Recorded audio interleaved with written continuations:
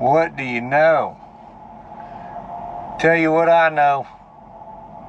I'm a couple hours away from the house, so I got a little pep in my step right now. But I also know we need to do a weekly update, so we're going to get to that today. I am currently stopped at the Service Plaza on the Turnpike coming out of Joplin into Oklahoma at the Veneta Service Plaza. So, not a big fan of McDonald's, but I am a big fan of sausage, egg, and cheese McMuffins. So, had to stop and get me some breakfast. But, so yeah, we are en route to Stillwater, Oklahoma, with a load that I picked up in New Carlisle, Indiana. Fairly light load. Paperwork shows it weighs 15,000. I don't think it quite weighs 15,000, but it probably is pretty close. But we're gonna run down here and get unloaded, and then I'll be about, I don't know, 20-25 miles from the house, and I'm gonna go get parked, go home for a few days. Should be a 4-day weekend. I got a few things going on, and then I'll be back at it. So let's get down the road, and I'll catch up with y'all in a bit. Well, all right. I'm over here, Stillwater, Oklahoma, getting unloaded. They told me it's going to take about an hour to unload me, so I figure I might as well go ahead and knock out the numbers for last week. And I wanted to kind of discuss something that I ran into on last week's numbers and the week prior to that. And I thought, it's kind of a good subject to bring up. And so we'll get to that anyway. So the last place I left off at for last week's weekly update was Mount Union, Pennsylvania. So from Mount Union, Pennsylvania, I bounced to Bethel, Pennsylvania, and picked up a load that had 4 stops on it. They were all in Virginia, and right off the top of my head, I can't remember where the first 2 was at, but the final 2 were in Danville, Virginia. So Bethel, PA to Danville, PA, or Danville, Virginia, with 4 stops. Gross pay on that load. And the load weighed 11,000 pounds. So gross pay on the load was $2,406.09. Now the percentage to the to the truck was $1,865.08. So it was 544 total miles. I averaged 7.4 miles to the gallon. Now, the 7.4 miles to the gallon is my fault, 100% my fault. I am not a fan of running I-81, Southern Pennsylvania, Maryland, West Virginia, and Northern Virginia. Usually in the afternoons and the evenings, that stretch of highway is just so stinking busy. On multiple times, I would try to get in the right-hand lane and just kind of hang out. And it's just the right-hand lane can never decide how fast it wants to run. And then if you get in the left-hand lane and you're not moving with the flow, you end up feeling like you're holding up traffic, Both lanes are so stinking busy. Like, if you get out of the right lane and into the left lane, like, it's almost hard to get back in the right-hand lane because trucks are just so lined up. And then the same thing with whenever you get in the right-hand lane, it's always a pain in the tail to get back in the left-hand lane because you're waiting for a gap to get in.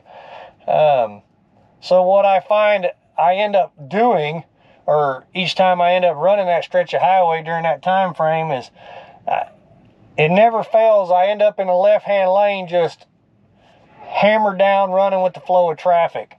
So it's 100% my fault, but it's just one of them stretches of highway that I don't know any other way to run it. Like I said, I've tried multiple times to get in the right-hand lane and just hang out, but it seems like the right-hand lane can't decide if it wants to run 50 mile an hour or 62 mile an hour. Like it ranges all over the place. So anyway, 7.4 miles to the gallon with 11,000 pounds. And like I said, completely my fault. I mean, it's just, you know, when you're hammered down running in the left lane, your fuel mileage is going to suffer. So anyway, that load paid $3.42 a mile to the truck. Now from Danville, Virginia, I picked up another load that was in Danville, Virginia. It was like 4.5 miles away. Weighed 40,000 pounds going to DeKalb, Illinois. That load paid $2,238.26 gross pay. To the truck was $1,598 even. That was 819 miles. I got 6.8 miles to the gallon, and that was a rate of $1.95 a mile. Now on that load there, I ended up running some extra miles, and I went a horrible route. And I'll get to that in a minute whenever I start talking about routing. So from DeKalb, I ran up to Neenah, Wisconsin. Grabbed a load that weighed 36,000 pounds going to Oakwood Village, Ohio. That load paid a gross amount of $2,340.14. Percentage to the truck was $1,628.48 to the truck. So total mileage was 758. I got 6.9 miles to the gallon, and it was $2.15 a mile to the truck. I ran a lot. There was a lot of snow on that route, and then also being heavy. I think I fought the wind a little bit on it too, but that's the reason why my fuel. Oh, and I did a reset. That's the reason why my fuel mileage suffered, because I sat. I did a reset on Monday, and that load delivered Tuesday morning. So I sat for like a day and a half, Sunday and Monday.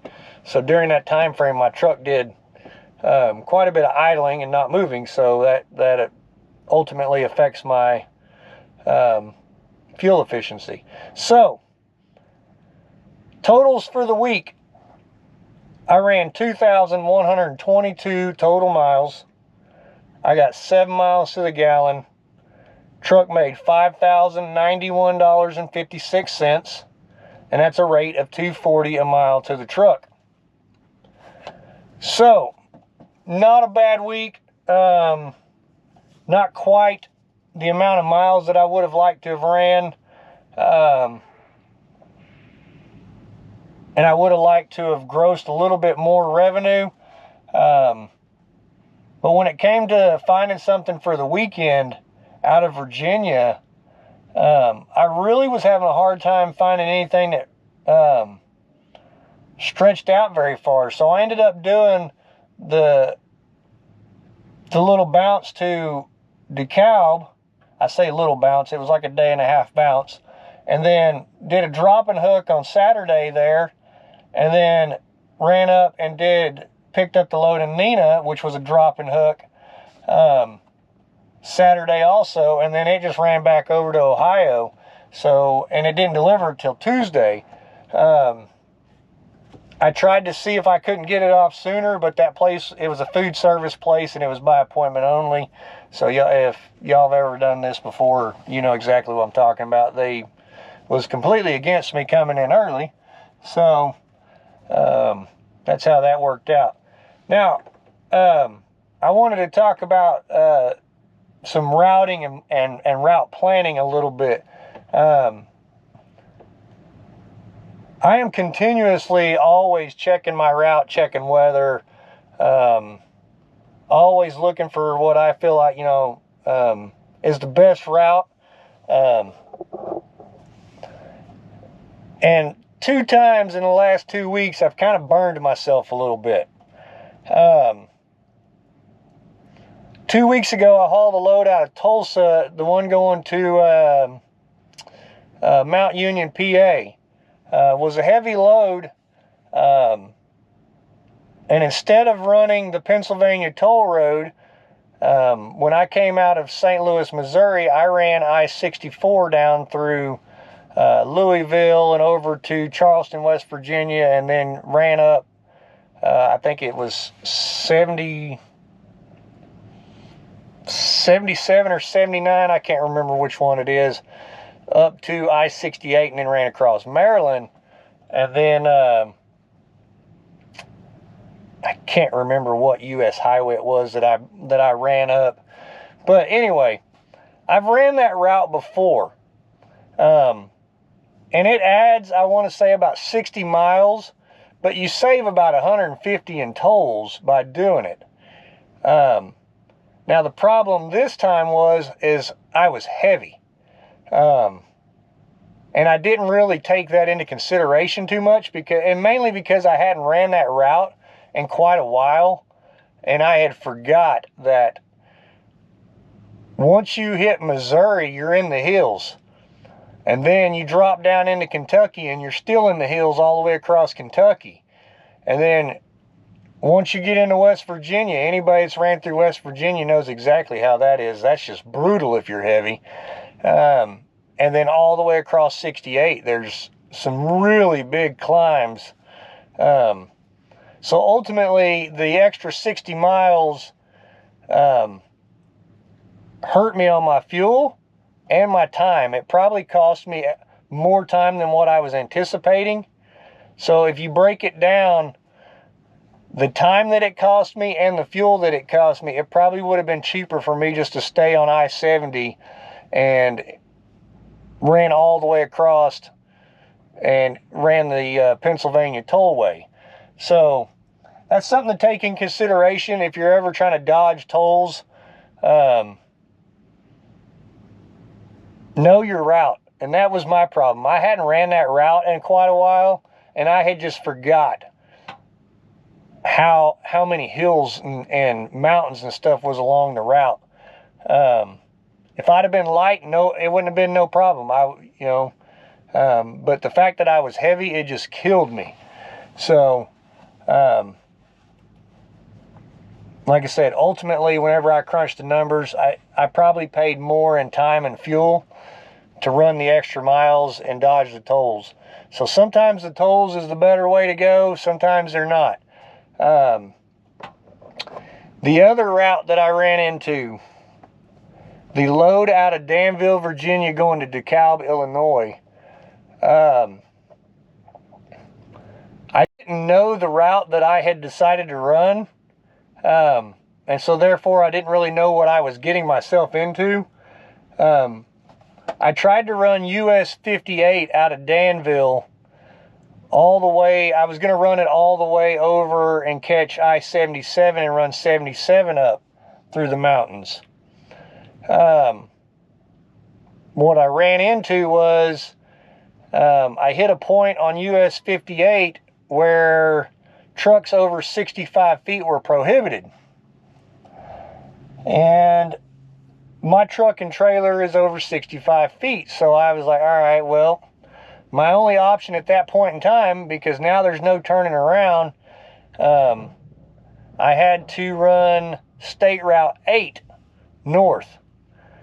And that turned into well, first off, it was a 2-lane road with no shoulders, and it was a narrow 2-lane road. Which at first I thought, well, no big deal. I kept trying to find a spot to get pulled over so that I could look at the route that I was on now. But what I was finding is there was nowhere for a truck to pull over, which was a bad sign for me. To me, that was a sign that was a road that I didn't want to be on. Eventually, it turned into what I would call a goat trail going up a mountain. Hairpin, hairpin, hairpin, hairpin, just climbing, climbing, climbing, climbing. And what's crazy to me is there was no warning signs on that road about truck length or anything like that. But this road definitely was not made for trucks of this size.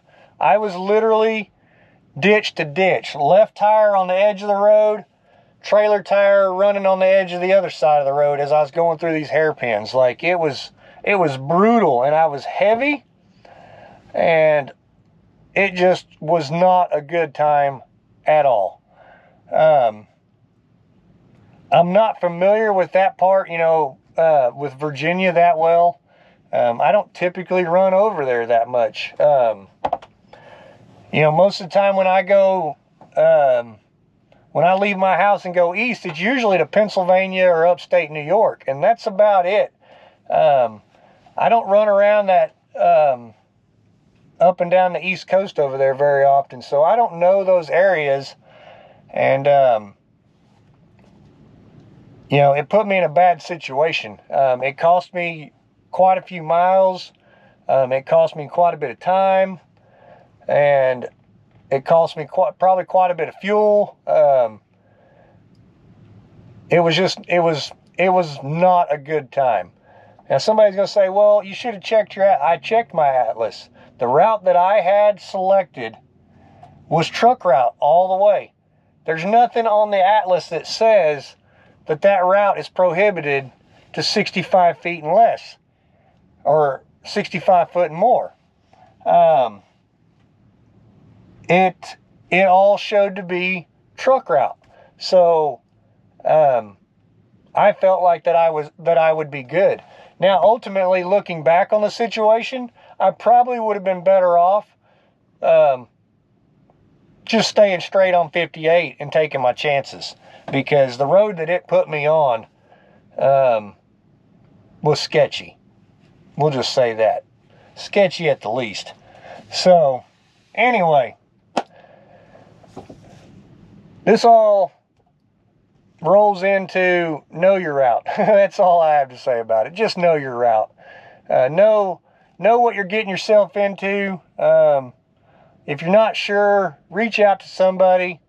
That was another thing. I had a couple people that I probably could have called, and they probably would have told me a different way to get out of that part of Virginia.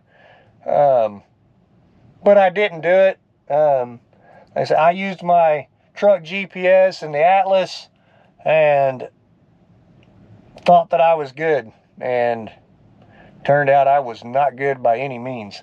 So I'm just rambling at this point, like always when I get close to the end.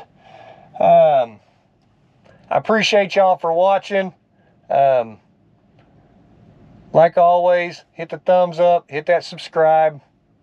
Stay safe, stay warm, shiny side up, rubber side down. I'll catch y'all on the next one.